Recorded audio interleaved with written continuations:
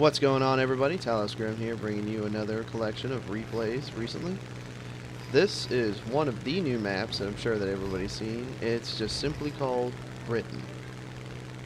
Now, this is a domination map, and that long airfield that you see in front of me, that is the one and only control point. If you played any of the single-player campaigns or the missions, this area actually looked quite familiar to you. It's close to the Dover. Now that's the one with the big white beautiful cliffs that either has the airfield or the radar station that you have to attack or defend depending on which campaign mission you're playing. So I like it. It's a beautiful map, big wide open, big runway, gives ample chance for, those of you who for some other reason just load up a bomber in an air domination match and just try to use your aircraft's toughness to take care of the airfield. Well, you got a lot of runway to play with right there. So, yeah, I've been dealing with a lot of storms in our area. It is absolutely insane. Hurricane season has started. It's a little early, but I believe hurricane season has officially started here for us. So, and you look around, big, beautiful airfield. Look at that wide open lane. And you're literally battling right over where people are attempting to capture. And I think it makes it a little bit more exciting than you're warring. Well, we're closer to Bravo, so we're going to get Bravo. They're going to get Alpha, and then Charlie's in the middle. Let's just fight over Charlie. No, I like these concentrated areas because, not only are all your targets in one area, which can be good and a bad thing, but all your team is there as well. All your teammates, all those jokers that fly off to the ends of the world and try to go 1 versus 5 and just never seem to do well. While you're too busy keeping, whatever high priority friendly you have, be it a bomber or a fighter or a heavy fighter, you're just getting stomped in by enemy fighters because everyone else might as well be in China. Why bother playing a multiplayer game if you're not going to play as a team? I love this map. It is absolutely gorgeous. You get the sea around you. And I've played on both sides, and when I first played, I thought we were pretty close to the airfield. I said, well, that might be a little biased. No, not really. It's actually and probably exactly even. And it's just absolutely crazy. It's mayhem at its finest, and I love it. Come on, Gaijin, fix that stupid sound glitch with the replay system. It drives me to no end. And usually, I don't have a good recording program to capture live as I'm playing. I do use Sony Vegas Pro to edit. But when I find a good capturing device which will capture audio of my, when I'm squatted up with my buddies, then I'll play, then I'll use it. But if you're paying attention in the lower right hand corner of your screen, the team was constantly team killing each other, and that is absolutely terrible. It was a dirty, dirty win. Now, this map might be new to some of you, but not all of you. This is actually a map that's been around since I started playing. It's called Pacific Hidden Base. I like it because it's gorgeous. Now, this is an honorable mention. Dual barrel roll! And the only reason I added this replay into this video was, you'll see a little later, but this one, absolutely stunning. If this map doesn't motivate you to save money or build a little bit better PC or get that new video graphics card, I don't know what will. Because I'm really glad I invested into my EVGA certified GTX 760. Love it. Love it, love it, love it.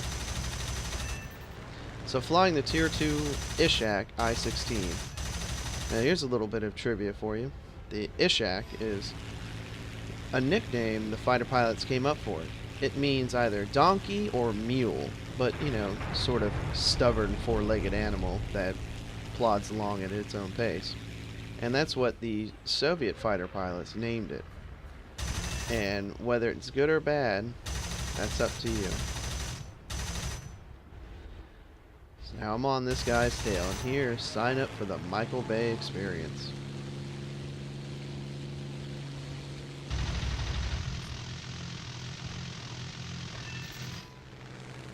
Spray them bullets at it. That's all it's good for, Ivan.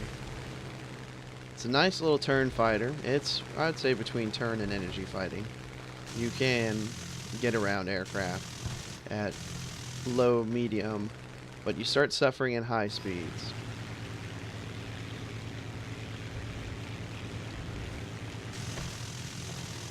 I don't know if this guy did it on purpose, but he rope-a-doped me pretty good. Damaged him pretty good, but falling out of energy, trying to break away, and boom. The Ishak is now a mountain goat. So let's just enjoy the rest of our time in the war and slide down the hill.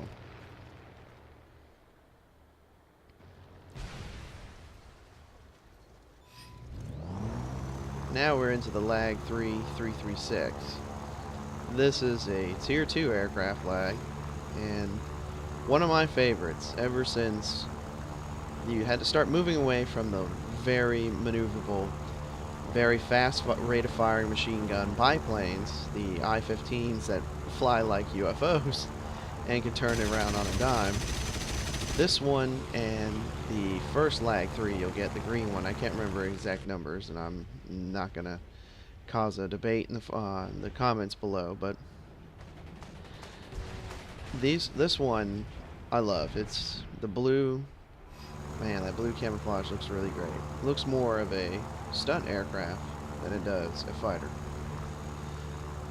So got the belts on it for air targets, and I forget what I have on for the machine guns, but it's called the Christmas tree lights, because I'm just handing out presents to everybody. Got enemy bombers up top. And I'm not going to be able to climb up there. This beast will take 10 full minutes to get up to that altitude.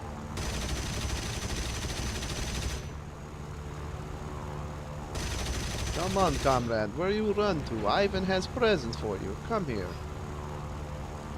See? Even I have green and red Christmas tree lights for you. Alright, now that I've totally angered the Russian part of Russian viewers by. So, okay, there he goes. We learned a little bit better this time. Have a more powerful engine.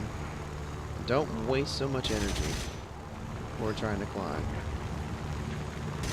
But this pilot, man, he took me for a wild ride. That and God, I just happened just to suck at shooting. Oh, which way are we going? Remember, folks, if you're going to make a decision, make it quick. The longer you hesitate, the less time you have to react. And I decided to go over instead of under, which allowed him to gain some speed, but oh, look at that. That little smoke trail. Come here.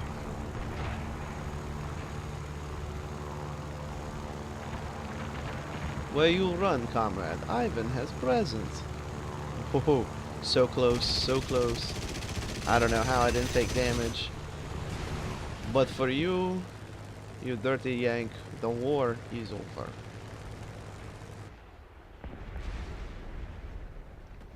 So that's why this replay is an honorable mention in this episode, is because it's a beautiful map. I've always have fun flying it, and the ability to use the landscape to your advantage. Oof. And believe it or not, I took no damage from that zero. Stalin himself has blessed my fighter, comrade. Do not think to scratch paint. Buster, you saying hi to everybody? Y'all hear Buster? That's him saying hi. Yep, still have him. Little knucklehead.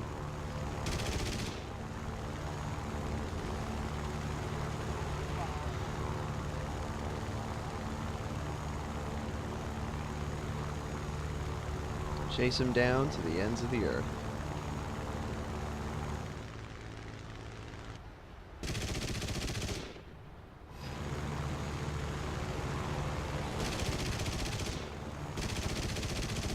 Oh, getting shot at. Gotta get out of there.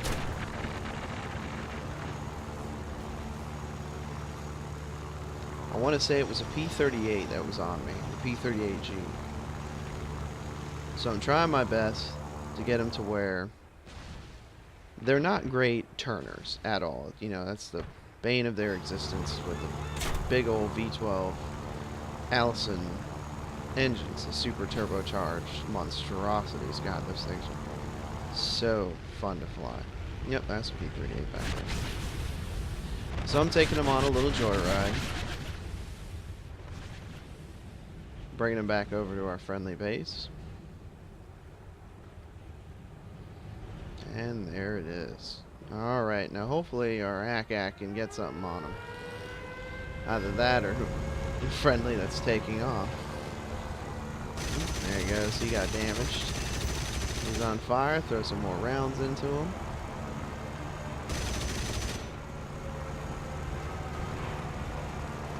And he doesn't. That's the end of the map there. It switches out, but he was going down. It just sucks that you don't ever get the credit for it. So now this map is the, I want to say Caucasus region. No, Caucasus has mountains. This is, Lord, what is it?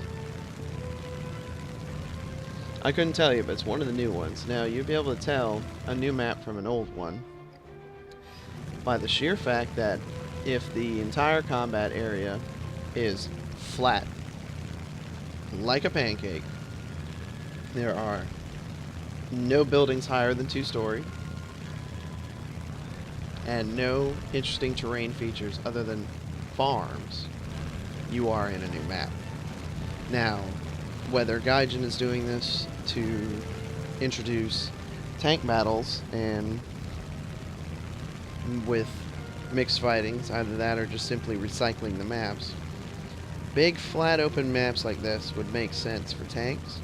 Well, it makes sense to them, not to me. You know, I kind of like hiding my hull behind a rock, as you did see when I'm playing down the 250.